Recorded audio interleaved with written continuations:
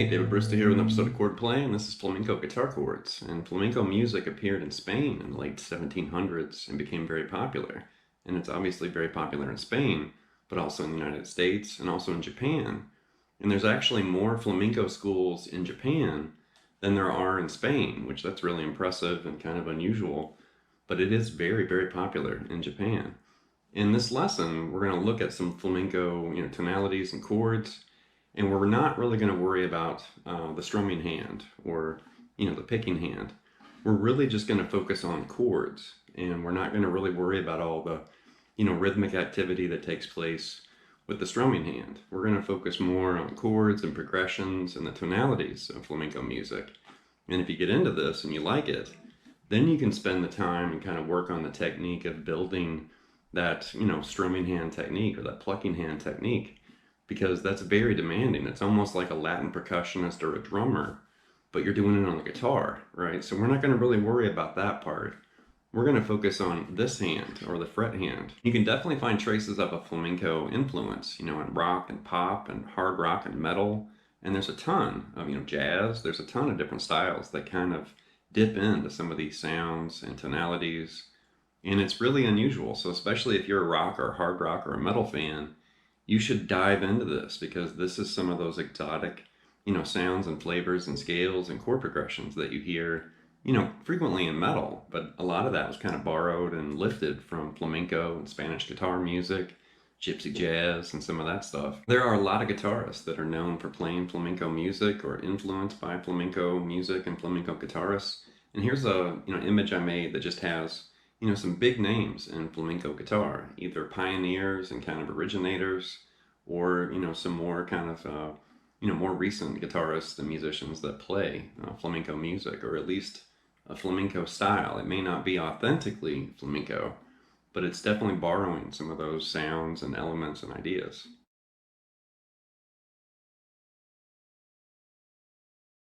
There are three elements to properly playing flamenco music, and that's rhythm, tonality, and performance. So we're not going to really worry about the rhythmic aspect, which that is very crucial and very important in flamenco guitar.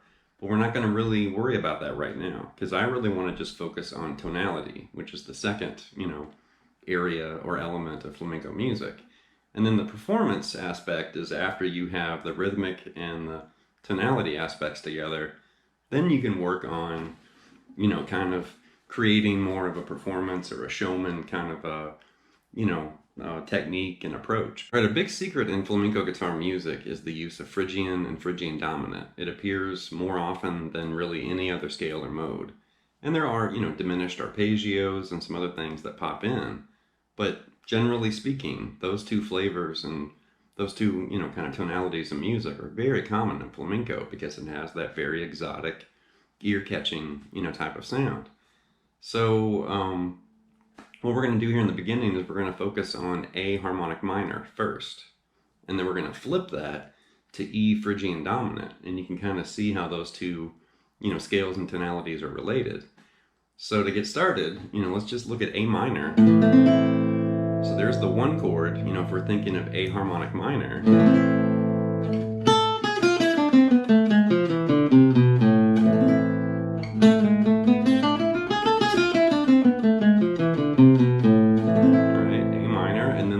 Chord would be E major or E7. Either one of those would work, but there's the minor 1 and major 5. So if we played that scale I just played, that's A harmonic minor technically.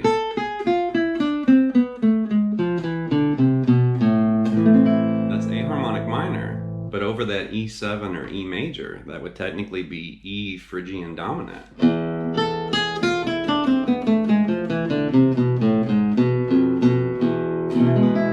Same scale, just a different chord underneath it. So over A minor, it sounds like harmonic minor. And over E major or E7, it sounds like E Phrygian dominant.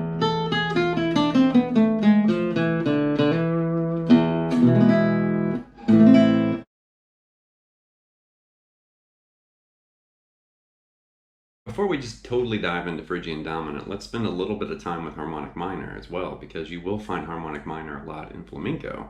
And since Phrygian dominant or harmonic minor are related, it is good to kind of spend, some time kind of comparing the two together.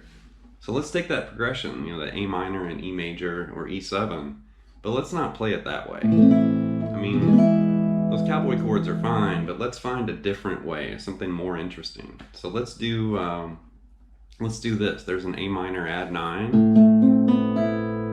very kind of exotic chord. And then move the fretted part down a half step, and there's E major.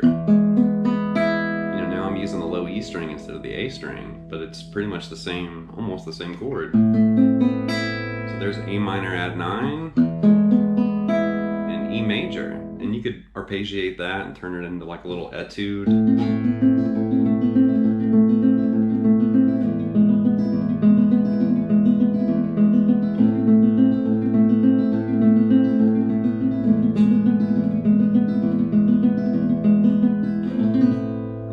Playing leapfrog with the strings. I'm skipping every other string. Something like that.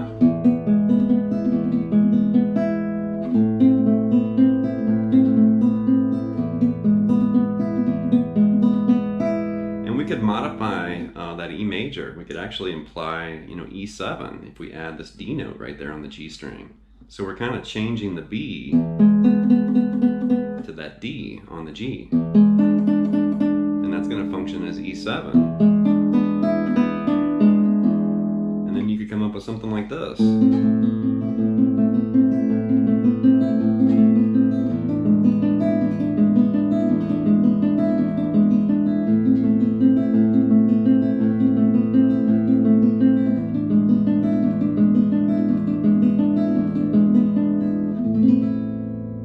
This is where the fun begins, because we're going to shift to Phrygian dominant. So now instead of calling this E major chord the 5 chord, now that's the 1 chord. All right, so now we're treating it as E Phrygian dominant.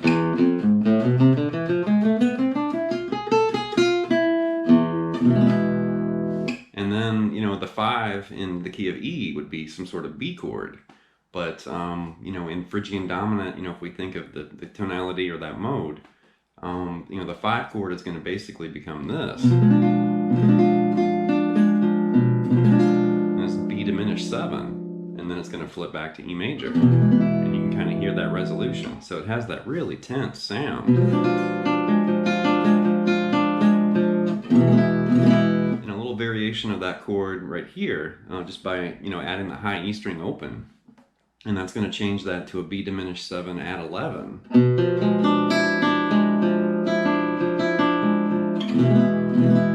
I like that chord too, it's really cool.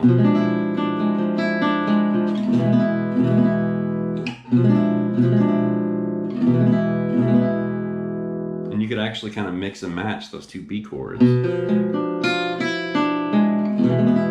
do something like that. With that flat 9 in the scale,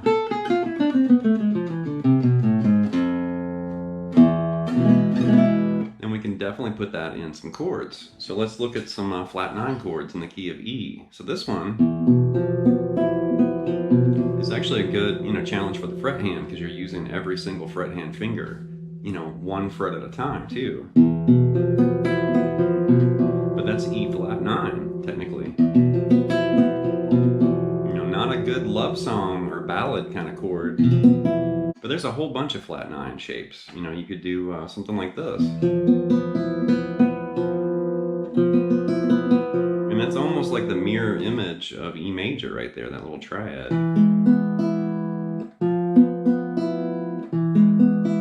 And I kind of like that, progression. And you could mix that in with some other chords and do something like this. Then you could take those two little shapes and combine another chord in between the two and do something like this.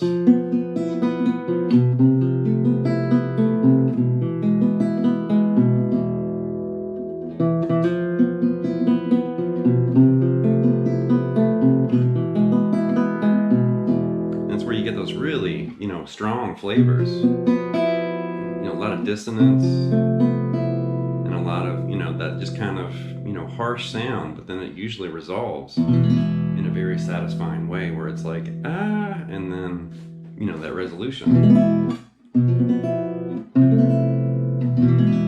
But I like that.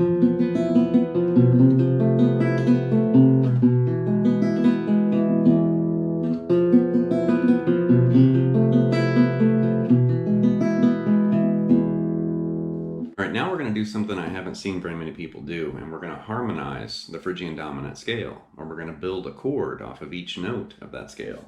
So if you think of Phrygian dominant, we have E, F, G sharp, A, B, C, and D. Right? So we're going to harmonize that, and we're going to build chords. So the one chord, and we're just going to start with triads, and then I'm going to create seventh chords. But the one chord is E major, the two chord is F major, the three chord is G sharp diminished, and then A minor, B diminished, C augmented, D minor, and then back to E major, back to the one.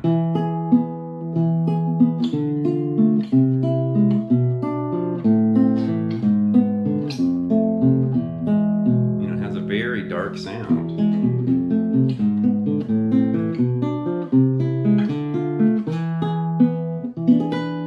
Now if we turn those into seventh chords, now they're 4-note chords, and we're going to start with E7 and then F major 7 and then G sharp diminished 7 and then A minor major 7, B minor 7 flat 5, and then C major 7 sharp 5,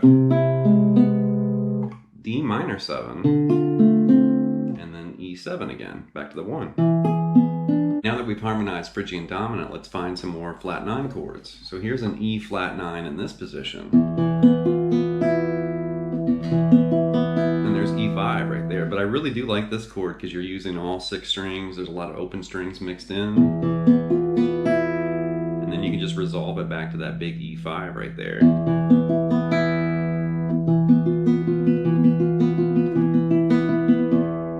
Really cool sound.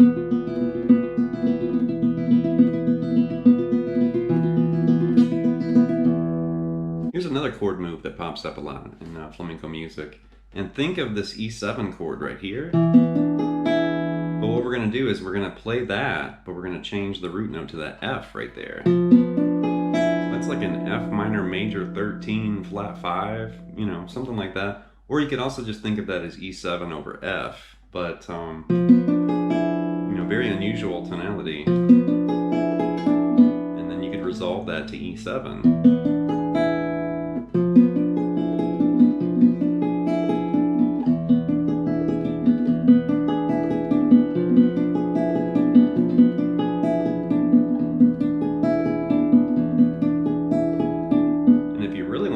You could go back to A minor right there at the end, and you could really hear that resolution.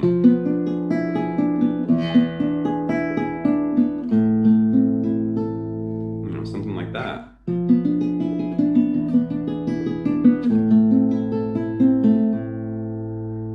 Now if we want, we can kind of revert back to A harmonic minor. We've been doing all this Phrygian dominant work, but we can kind of flip back anytime you want. Just go back to A minor. And then suddenly the scale transforms, back to A harmonic minor. Here's another wacky chord exchange, kind of flamenco inspired, but this is an F flat 5, which is really cool. And then basically right there, it's going to move back to where you have E, like that. That's actually a good kind of warm up or an exercise for your fret hand because you are using, all 4 of your fret hand fingers. The last little segment here, I'm going to actually move some of the things that we did in the key of E to a different key because everything that we did in E Phrygian dominant was obviously in the key of E. So if we move to the key of A, we can kind of flesh out the same thing and just kind of obviously, shift to a different key. But we can kind of relate some of the same chords and the same moves to a different key. And I highly recommend that you do this. But the first thing we're going to kind of tap into is just that little half step movement, from E to F that we've been hitting, right? And it's that dark, sound. And we had this, kind of exercise I showed earlier.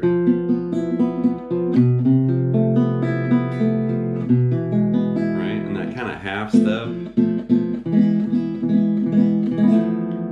step from the root movement is very common, in flamenco, but that definitely signals, either Phrygian or Phrygian dominant. So what we can do, let's say we move to the key of A, let's do the same thing, but now we're going to do it like this.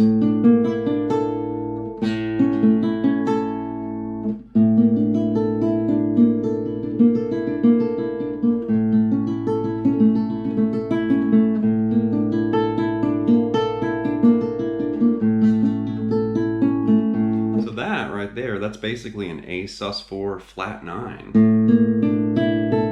Really cool chord, and then it just resolves to A major. So in kind of a roundabout way, if you do that, it's almost like what you do when you do this.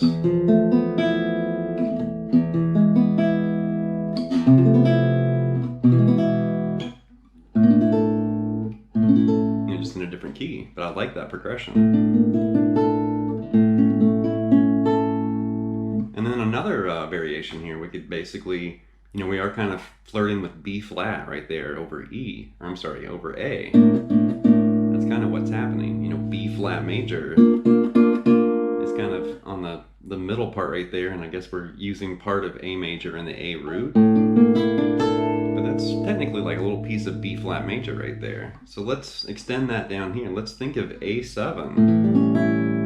And then we're also going to grab this, which is really weird.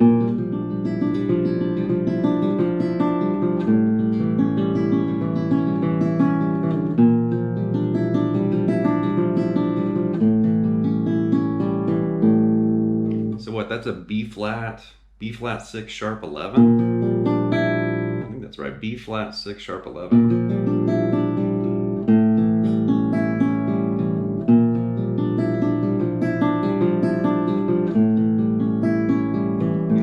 Those kind of progressions. It's very eerie and moody and kind of dark, but it's also beautiful at the same time.